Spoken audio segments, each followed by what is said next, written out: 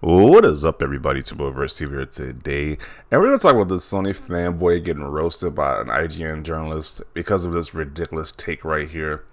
So apparently, because he subscribed to Game Pass, he says it's a ripoff because you get nothing at the end of the day when you cancel your subscription. It's pretty much like any subscription service works that way. It's not just exclusive to Game Pass, but I don't get it. This makes no sense to me. These people have no problem with these other subscription services like Netflix, Hulu, Spotify, whatever subscription service, but they have a big problem with Game Pass for some reason. So this is what this guy wrote. Just thinking of someone subscribed to Game Pass for 5 years at $108 per year, that's a total of $900. If they cancel, they literally walk away with nothing. I'm no collector, but that sounds crazy to me. And then so we have the IGN journalist Dustin Laguerre says, "Oh God, I wasted everything on Netflix and all I got was hundreds and hundreds of hours of entertainment." It's like you have a subscription service for almost anything, but it's just completely a waste. It just makes no sense. Like, it's just ridiculous. Then this person says, "I'm paying for life insurance, but I would never see my investment. At least I get to play the games I got on my Game Pass subscription. Car insurance, no access. I've been mad for years." Another day, another bad take from people who just can't enjoy Game Pass and see it for what it is, and that's this girl's subscription service. Yeah, it's just like face palming, like just logic right here with these people, like legit, like it's a subscription service. It's like this is nothing new. It's not a new concept at this point, but Game Pass is just bad. Renting video games is bad now. It existed since like the 90s with like blockbusters, but it's just bad all of a sudden now. Okay. This person says nothing. They walk away with countless game experiences, although not to mention any of the games they buy with the Game Pass discount, and it's still cheaper than paying full price for a game that's selling to users later on.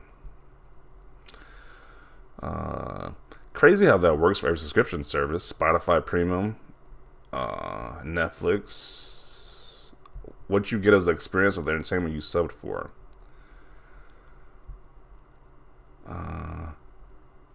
And damn, that's crazy. Have you ever heard of Netflix or even cable TV? Yeah, cable TV does the same thing too, but okay. And then he tries to justify by saying, "I didn't realize movies and games are the same thing. Thus, they might not care about owning movies and they care about game ownership." What's the difference? What's the difference? All those achievements in Game Pass quests were points that you could turn into gift cards. Walked away with nothing. Walked away with playing hundreds of games for only $900. Meanwhile, paying $7 per game, you would have just blown in just 13 games over 5 years, but at least you get to keep those 13 games, however. If online only, you can't play them without a sub.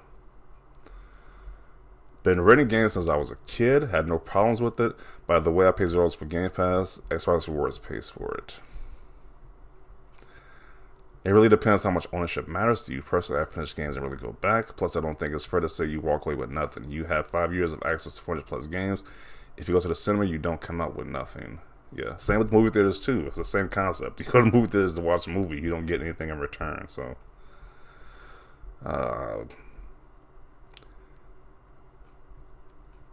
yeah, this is such a stupid argument right here. Congratulations on working out how finances, leases, and subscriptions works. Your medal is in the mail.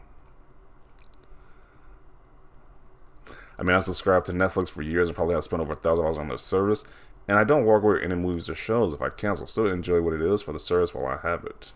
Yeah, it's obvious at this point. Like, this is such a no-brainer argument to even make, or complaint to even make, that you don't walk away with anything. I'm pretty sure most people know that at the end of the day.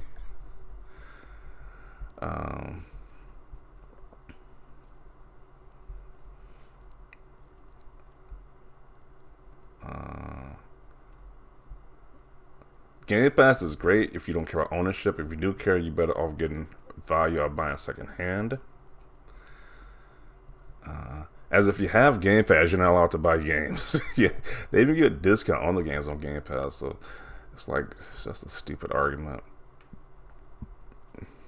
Best part is when Sony announces their version of Game Pass, this guy will be the first to sign up.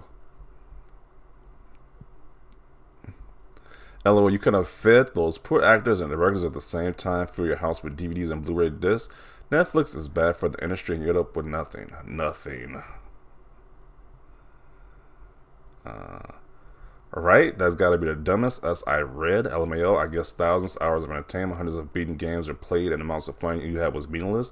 And you got nothing. Apparently that clown needs to have plastic boxes to feel good about himself. LOL. I feel really old when I realize how people I talk about games but can remember how with the only media you could own were books and records. Home theater was a phrase used to describe the very wealthy mansions. Even just renting a crappy videotape for a movie wasn't a thing yet. Look at these dummies taking the bus. They don't get to drive it.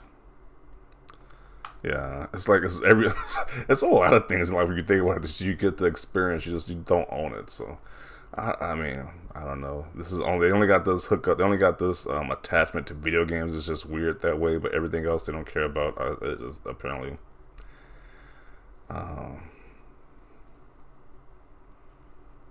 Yes, you have. It's literally why home movies and home video games existed, so you can own the movies and games instead of experiencing them somewhere else. You can have the mentality of blowing money on experiences, but you can't deny you come away with anything but memories.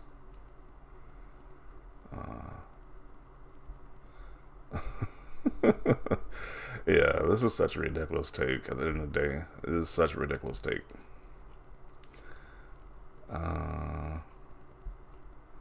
I agree. I like to own my games and also choose whether I want to sell them or not.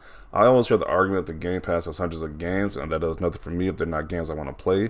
I choose what I want to play, not the other way around. They don't use the service there. That's not that decision. Like, wow. It's like, really? You feel like the service don't use it then? But it's just kind of crazy to have all these other services out there, but you don't complain about them, but you complain about Game Pass consistently. This doesn't make any sense.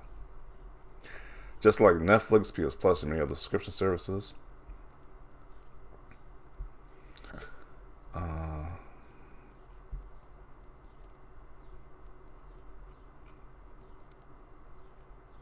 That's basically just subscription services in general. Yeah, it's just, at the end of the day, that's what it pretty much is. That's how the subscription service model works. If you don't like it, don't use it, but stop knocking other people that do use it. It just makes no sense. The argument just makes no sense at the end of the day. So I'm going to conclude it right here. Definitely want to see your thoughts down below about this guy's statement right here. Do you agree with him? Do you disagree? Let me know your thoughts down below. Leave a like for this video. As always, thanks for watching, and peace.